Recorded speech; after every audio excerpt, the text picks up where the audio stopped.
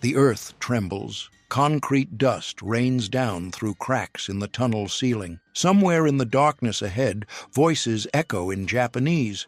Urgent, defensive. Marine Corporal James Day presses his back against the cold limestone wall, his Thompson submachine gun slick with sweat and cave moisture. He can hear breathing, his own, his squad's, and something else. A shuffling, scraping sound deeper in the tunnels. They've been underground for 3 hours, and they still haven't found the end. Every corner could hide 100 men. Every shadow could erupt with grenades or bayonets. Outside, the rain hammers Okinawa's ridgelines, turning the ground into crimson mud. But down here, beneath Shuri Castle's ancient foundation, the Japanese 32nd Army has built something no American commander expected. A fortress, not on the island, but inside it. And clearing it will demand a kind of warfare the Marine Corps has never fought before. If you want more untold stories from history's most brutal battlefields, hit that subscribe button now. You won't regret it.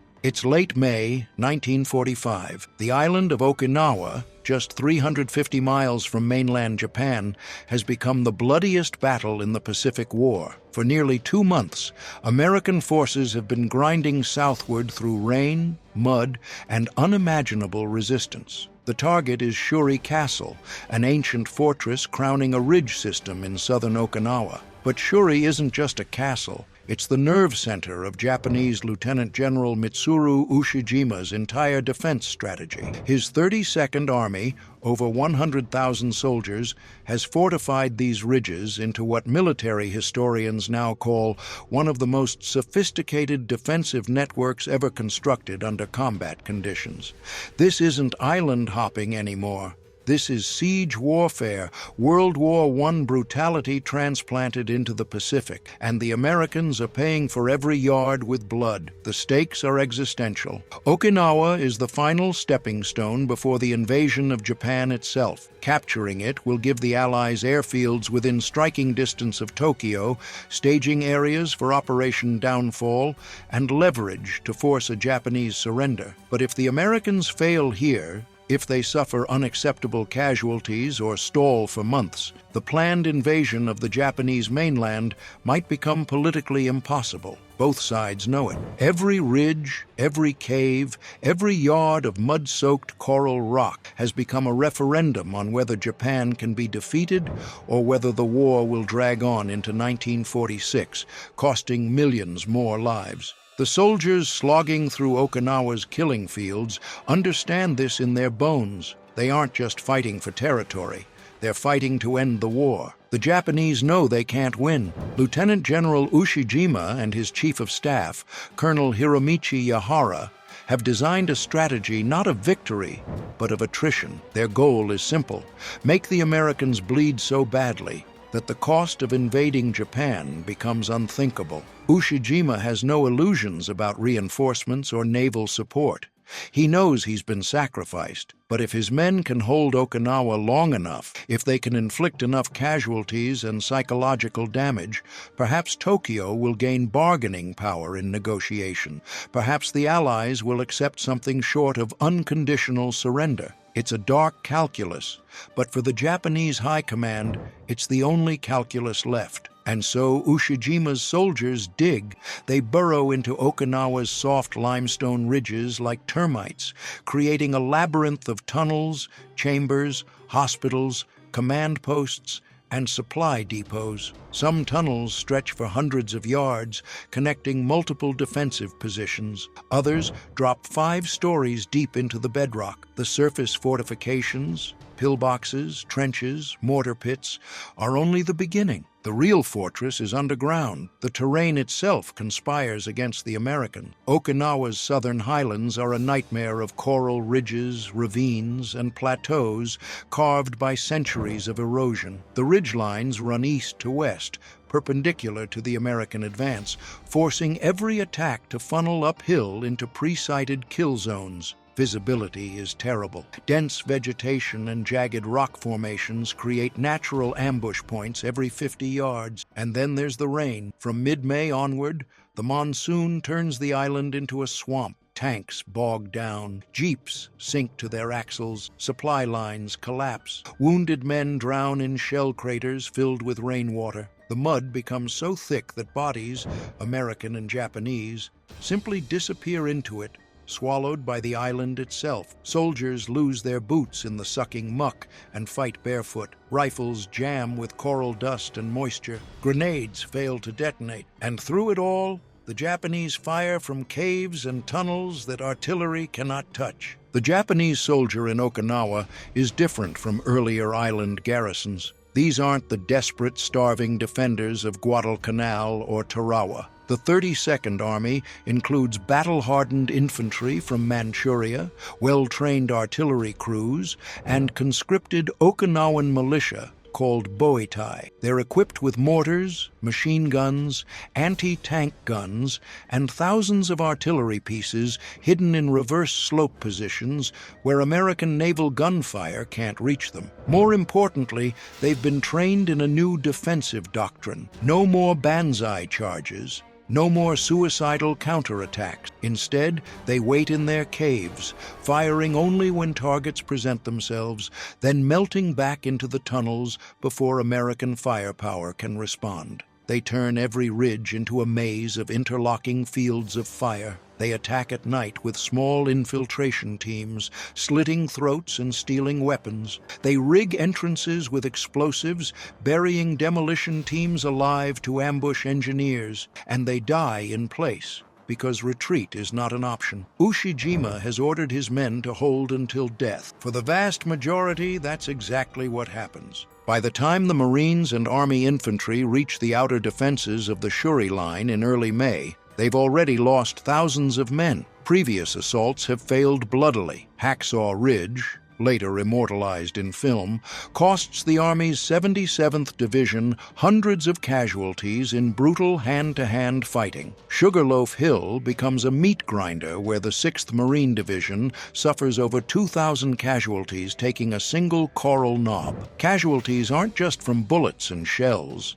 Men crack psychologically under the relentless strain. Combat fatigue cases skyrocket. Soldiers stare blankly into space, shaking uncontrollably. Others refuse to leave their foxholes even under direct orders. The Japanese strategy is working. The Americans are advancing, yes, but at such horrific cost that junior officers begin questioning whether Okinawa is worth it. And the worst part? Intelligence officers estimate the Shuri defenses are only half cleared. The other half is underground. The tunnels beneath Shuri are discovered by accident. A Marine patrol, pursuing Japanese soldiers withdrawing from a surface position, follows them into what appears to be a shallow cave. 50 yards in, the cave opens into a carved corridor. Electric lights flicker deeper inside. The Marines pull back and call for reinforcements. Within hours, engineers and infantry begin mapping the system. What they find defies belief. These aren't natural caves. They're engineered fortifications, carved and expanded over months with hand tools, explosives, and forced labor. Some tunnels are tall enough to walk through.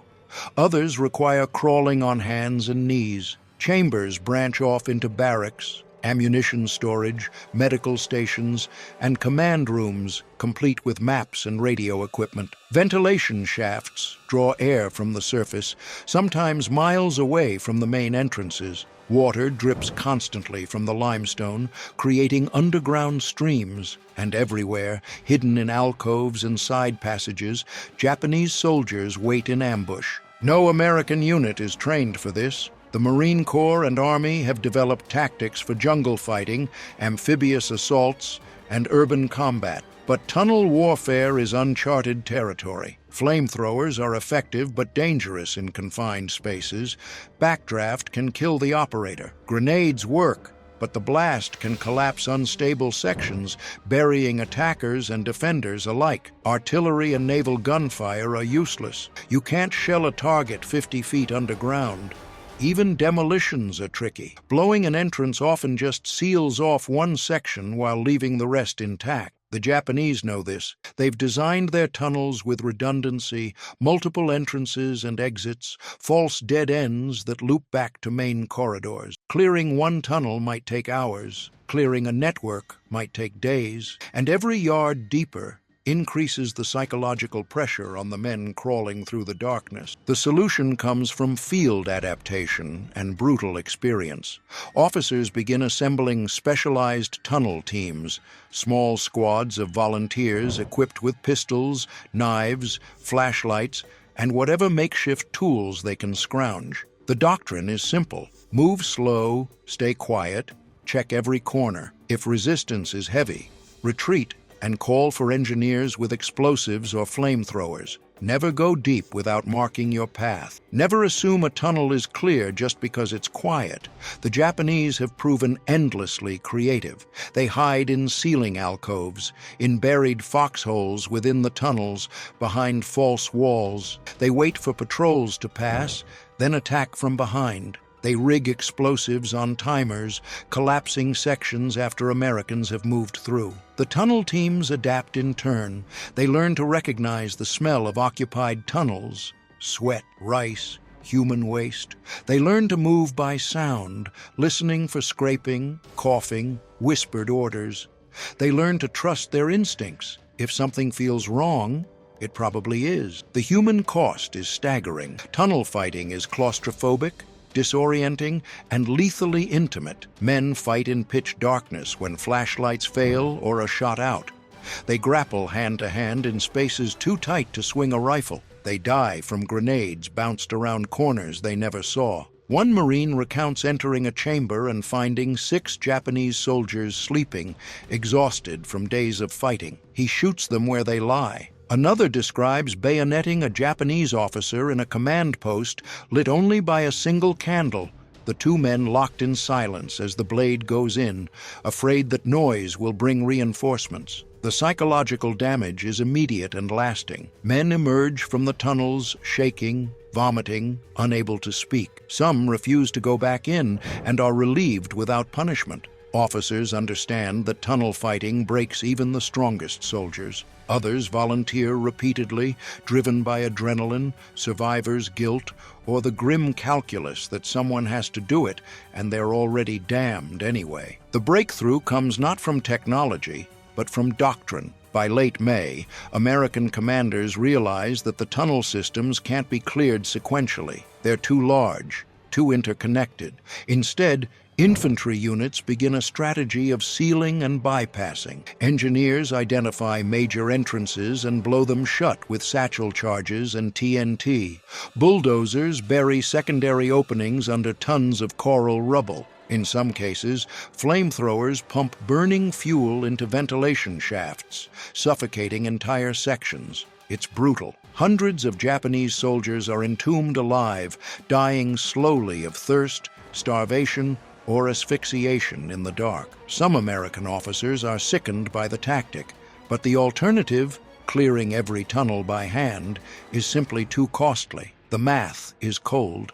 Every day the Shuri Line holds, more Americans die on the surface. Sealing the tunnels speeds the advance. The decision is made, and the bulldozers keep pushing. As the outer defenses crumble, American forces close in on Shuri Castle itself. The castle is a ruin by now, pounded by naval guns and bombers until only fragments of walls remain. But beneath it, the command tunnels still function. Ushijima and his staff operate from a bunker complex, several stories underground, directing artillery fire and coordinating withdrawals. By May 29th, the situation is untenable. American forces control the high ground around Shuri. Rain has flooded many of the lower tunnels. Supplies are exhausted. Casualties are catastrophic. Ushijima makes the decision to abandon Shuri and retreat south to the Kion Peninsula for a final stand. His officers protest. It means losing their most fortified positions, but Ushijima is adamant. They've accomplished their mission. They've delayed the Americans for weeks. They've inflicted over 35,000 casualties on the attackers. Now, they'll fall back and do it again. The withdrawal begins at night, under cover of rain and artillery fire. Thousands of Japanese soldiers slip out through remaining tunnels and ravines, carrying wounded on stretchers, leaving behind only rear guards to slow the American advance. By the time Marines enter the ruins of Shuri Castle on May 31st, the Japanese command is gone. The tunnels, however, are not empty. Hundreds of Japanese soldiers remain behind, either by choice or because they're too wounded to move. American patrols descend into the Shuri tunnel network and find scenes that haunt them for decades. Field hospitals packed with dying men, no morphine left, only sake and prayers. Corridors lined with the dead, stacked like cordwood because there's no way to bury them. Chambers filled with ammunition and supplies that never reached the surface. In one tunnel, Marines discover a makeshift shrine with photographs of Japanese families, letters never sent home, and a single officer's diary detailing the slow collapse of morale and hope. The diary ends mid-sentence, the writer presumably killed or evacuated before finishing. It's a window into the Japanese experience, disciplined, stoic, fatalistic, and utterly human. The Marines who read it don't celebrate. They just nod and move on. There's still a war to finish. The fighting in southern Okinawa continues for another 3 weeks. The Japanese make their final stand on the Keihan Peninsula, and American forces grind them down with the same brutal tactics learned at Shuri. On June 22nd, Lieutenant General Ushijima and Colonel Yahara commit suicide in a cave overlooking the sea, performing seppuku with ritual precision. The battle for Okinawa is over. The butcher's bill is almost incomprehensible. The United States suffers over 12,000 killed and 36,000 wounded, the highest casualty rate of any Pacific campaign. The Japanese lose over 100,000 soldiers, and an estimated 150,000 Okinawan civilians die in the crossfire, caught between two armies with no mercy left. The island itself is destroyed, villages obliterated, forests burned, fields cratered beyond recognition. Okinawa becomes a graveyard. The tunnels beneath Shuri leave a legacy that reshapes American military thinking. After the war, the Marine Corps and Army study the battle extensively, producing manuals and training programs on tunnel warfare. The lessons learned in Okinawa's dark corridors influenced tactics in Korea, Vietnam, and later conflicts in Iraq and Afghanistan. The principle remains the same. Tunnels negate technological superiority. They turn warfare into a test of will, endurance, and psychological resilience. The Japanese proved this in 1945, and every insurgent force since has taken note. Clearing tunnels requires small unit leadership, individual courage, and a willingness to accept horrific losses. There are no shortcuts. There are no miracle weapons. There's only the slow, terrifying work of moving through the dark and trusting the man beside you. For the soldiers who fought beneath Shuri, the war doesn't end in 1945. It follows them home. Marine veterans report decades of nightmares, dreams of suffocating in collapsed tunnels, of Japanese soldiers lunging from shadows, of being lost underground forever. Many refuse to talk about it. One former sergeant interviewed in the 1980s describes entering a cave on Okinawa and finding a Japanese soldier who'd been buried alive by a demolition charge, still conscious, unable to move, pleading in broken English for water. The sergeant gives him water, then shoots him. He's haunted by the act for 40 years. Not by the killing, but by the mercy. Another veteran recounts leading a tunnel patrol that triggered a booby trap, collapsing the entrance and trapping his squad underground for 6 hours before engineers dug them out. He never went underground again, not even into basements. The trauma is specific, visceral, and lifelong. The psychological cost extends beyond individuals. The entire 10th Army, responsible for the Okinawa campaign, suffers from what military psychiatrists later identify as collective exhaustion. By June 1945, combat effectiveness is plummeting. Units that landed in April as cohesive fighting forces are shadows of themselves, filled with replacements who barely know each other's names. Officers are making mistakes. Poor decisions driven by fatigue and stress. Suicide rates spike. Accidental shootings increase. The Army's own reports note that if the campaign had lasted another month, entire divisions might have become combat ineffective due to psychological collapse. This reality influences the decision to use atomic bombs on Hiroshima and Nagasaki in August. American military planners look at the Okinawa casualty figures and project them onto the invasion of Japan. The estimates are apocalyptic. Potentially 500,000 American casualties, millions of Japanese deaths. The bombs end the war before those projections are tested, but the men who crawled through Shuri's tunnels never forget what those estimates were based on. The Okinawan civilians caught in the battle suffer their own unbearable trauma. Many hide in the same caves and tunnels as Japanese soldiers, forced to share space with troops who view them as expendable. Some are killed by Japanese soldiers for crying or making noise that might reveal positions. Others are handed grenades and told to commit suicide rather than surrender to Americans, whom Japanese propaganda portrays as barbarians who rape and torture prisoners. Thousands obey, families dying together in murder-suicides that horrify the American troops who discover the aftermath. Those who survive face a shattered island, their homes destroyed, their communities annihilated. The psychological and cultural wounds persist for generations. Even today, Okinawa remembers the battle as the Typhoon of Steel, a storm that consumed everything. The tunnels themselves remain. Many were sealed after the war, buried under roads and buildings as Okinawa rebuilt. Others were preserved as memorials. The modern Okinawa Prefectural Peace Memorial Museum includes reconstructed sections of tunnel networks, silent concrete corridors where visitors can glimpse what American and Japanese soldiers experienced. The walls are marked with explanatory plaques,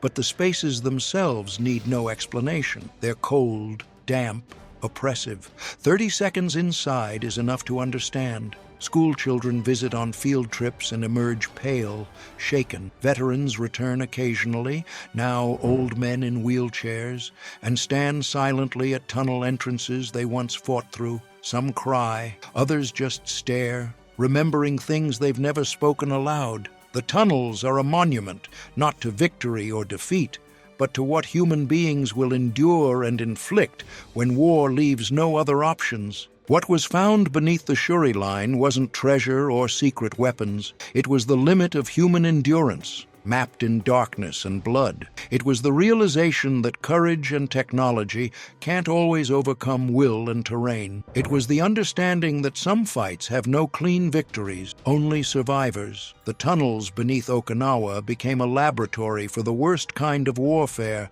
and the lessons learned there echo through every conflict since. They remind us that wars aren't won by the side with the best equipment or the bravest soldiers.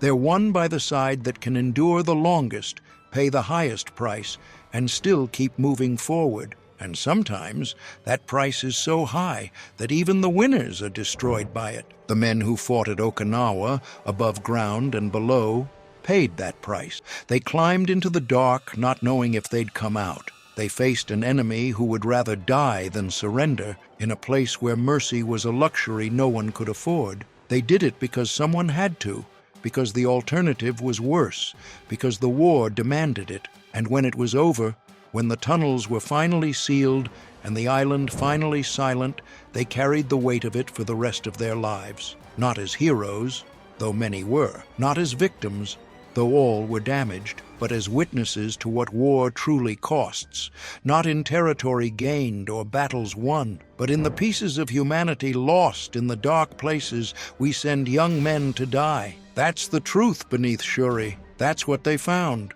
and that's what we owe them to remember.